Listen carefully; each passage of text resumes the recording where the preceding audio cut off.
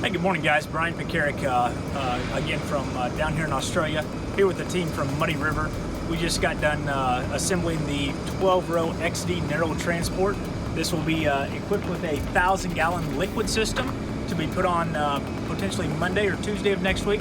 But running through the principles of what our precision tillage and strip till unit does is what we want to do is we want to create an ideal seedbed, proper placement of fertilizer, and then as well as create the optimal root zone conditioning. So running through this row unit real fast. So we've got the depth band coulter right here that's going to come in and cut this strip that the wavy coulters will then come out and essentially reduce some of the residue that is in the system.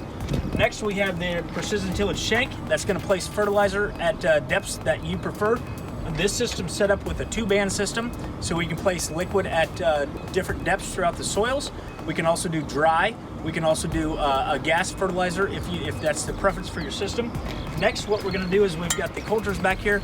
That's going to compact or seal in the fertilizer that you just placed so that you don't have any leakage up and or down.